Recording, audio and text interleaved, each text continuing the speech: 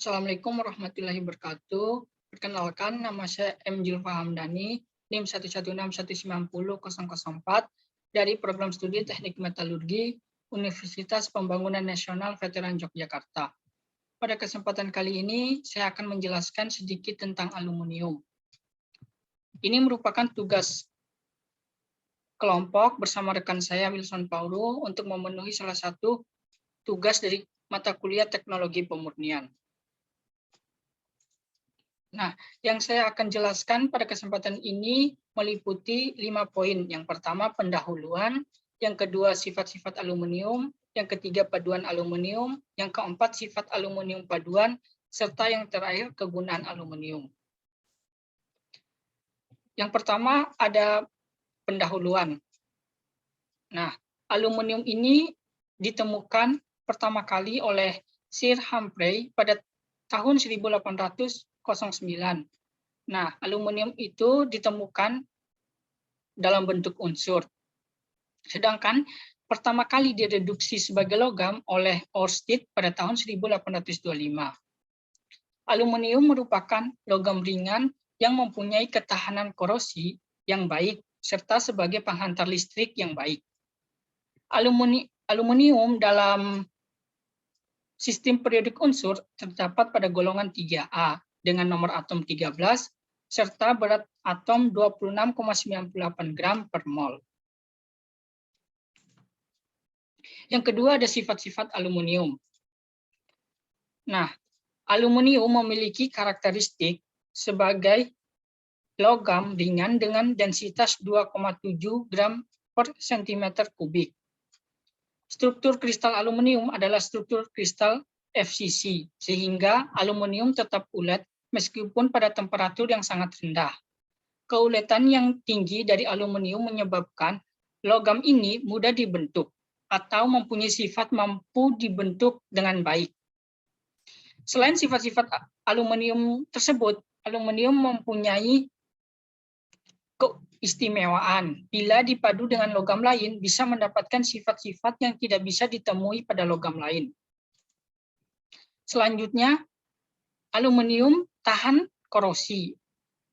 Pada aluminium yang menyebabkan tahan korosi karena terbentuknya lapisan oksida aluminium pada pembentukan aluminium.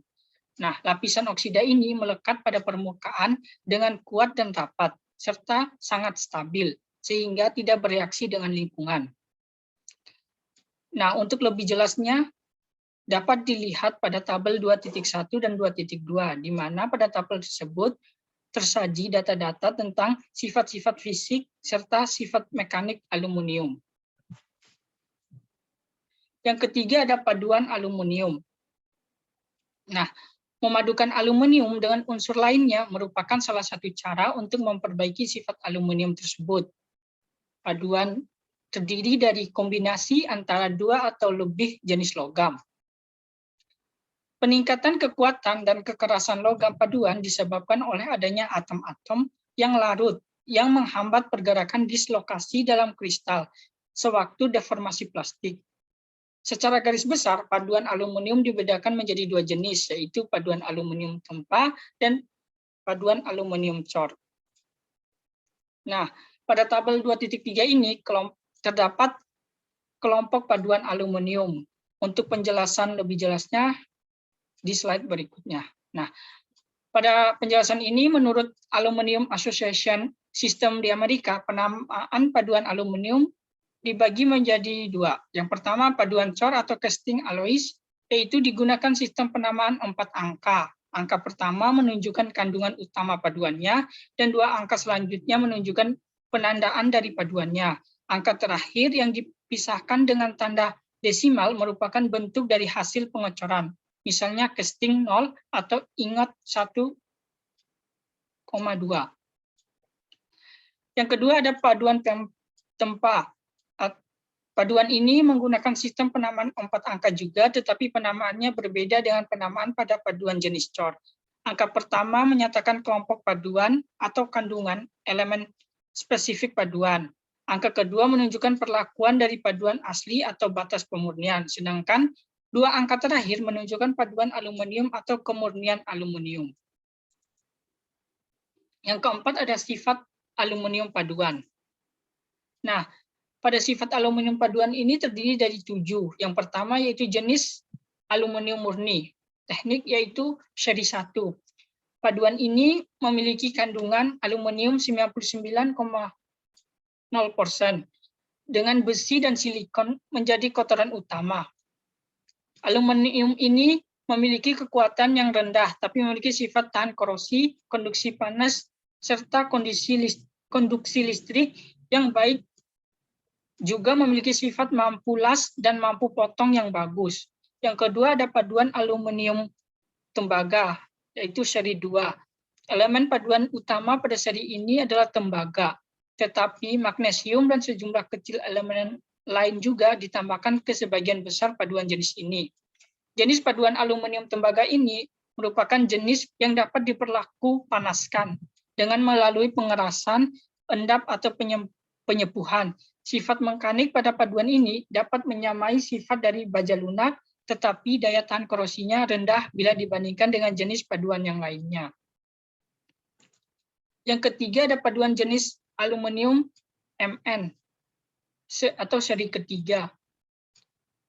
Merupakan paduan utama seri ini. Paduan ini adalah jenis yang tidak dapat diperlaku panaskan, sehingga penaikan kekuatannya hanya dapat diusahakan melalui pengerjaan dingin pada proses pembuatannya. Yang keempat, paduan jenis aluminium Si atau seri 4. Paduan ini termasuk jenis yang tidak dapat diperlaku panaskan. Jenis ini dalam keadaan cair, mempunyai sifat mampu alir yang baik, dan dalam proses pembekuannya hampir tidak terjadi retak. Karena sifat-sifatnya, maka paduan jenis AlSi ini banyak digunakan sebagai bahan atau logam las. Yang kelima ada paduan jenis AlMg atau magnesium atau seri kelima. Magnesium merupakan paduan utama dari komposisi sekitar 5%.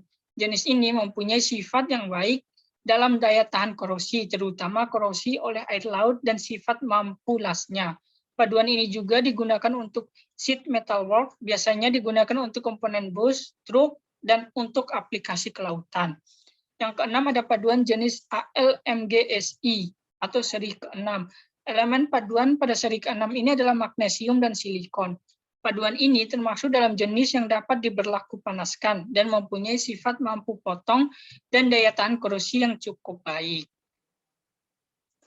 Yang ketujuh ada paduan jenis AlZn atau seri ke-7. Paduan ini termasuk jenis yang dapat diperlaku panaskan. Biasanya ke dalam paduan pokok AlZn ditambahkan dengan magnesium, tembaga, dan krom. Kekuatan tarik yang dapat dicapai oleh paduan ini lebih dari 504 megapascal, sehingga paduan ini dinamakan juga 13 ultra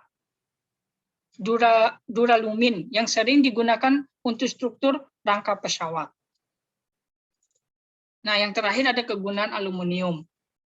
Nah, pada gambar tersebut kita dapat melihat seberapa besar atau persenan kegunaan aluminium pada bidang-bidang tertentu. Yang paling besar di sini terdapat pada bidang transportasi, yang kedua ada packaging, dan seterusnya. Dan untuk lebih jelasnya, kegunaannya ada pada slide berikutnya. Nah, yang pertama pada bidang bangunan dan konstruksi, di mana aluminium merupakan 1/5 dari total konsumsi dari dunia yang digunakan oleh industri konstruksi seperti jembatan, kubah, dan atap dari beberapa struktur besar. Hal ini juga digunakan sebagai selubung untuk memberikan isolasi untuk bangunan bersama dengan batu dan batu bata. Nah, aluminium memiliki sifat lunak dan penampilan bergaya, mengkilap, membuatnya cocok untuk barang-barang dekorasi rumah seperti bingkai jendela, tombol-tombol pintu, pagar, panggangan, tirai bar, dan sebagainya yang biasa kita temukan pada kehidupan sehari-hari. Yang kedua ada pengemasan. Nah, pada pengemasan ini kegunaan aluminium biasanya digunakan untuk pembuatan kaleng, nampan, foil, botol, termos, dan sebagainya. Aluminium digunakan sebagai alat untuk membuat makanan yang aman, mencegah patogen masuk pada makanan, dan tidak mempengaruhi rasa atau bau makanan yang dikemas di dalamnya. Yang ketiga, pada bidang transportasi, di mana pada bidang ini yang sangat banyak digunakan.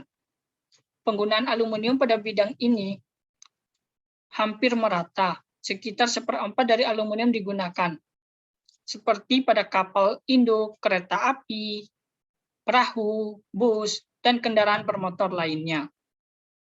Ketahanan terhadap korosi dan kemampuan untuk membentuk paduan dengan logam lain membuatnya sangat efisien untuk secara luas digunakan dalam industri transportasi dan otomotif. Yang keempat ada industri otomotif, sama halnya dengan transportasi. Logam ini banyak digunakan dalam mobil. Bagian mobil yang menggunakan aluminium memiliki sifat termal dan estetika yang baik. Beberapa bagian mobil seperti roda, blok mesin, komponen suspensi, dan sebagainya, serta ada beberapa pada bagian kipas angin atau bagian kopling juga melibatkan penggunaan aluminium. Nah, yang kelima ada pada bidang listrik. Nah, aluminium kegunaannya pada bidang listrik ini sebagai paduan rendah yang memiliki dalam peralatan listrik, saluran listrik dan penggunaan untuk listrik sekitar 10% aluminium. Nah, aluminium memiliki kepadatan rendah dan daktilitas tinggi adalah apa yang membuatnya cocok untuk transmisi listrik tegangan tinggi jarak jauh. Hal ini juga dapat digunakan dalam casing, penyangga, kotak sekering, piring satelit, televisi, dan sebagainya. Nah, yang keenam, beberapa penggunaan bidang lainnya seperti banyak produk konsumen menggunakan aluminium yang meliputi alat kelengkapan rumah dari tabung gas, kontainer, sepeda, dan lain sebagainya. Terus sifat yang sangat reflektif berguna dalam membuat cermin dan reflektor panas, peralatan laut seperti badan kapal, pegangan tangan, dan lain sebagainya.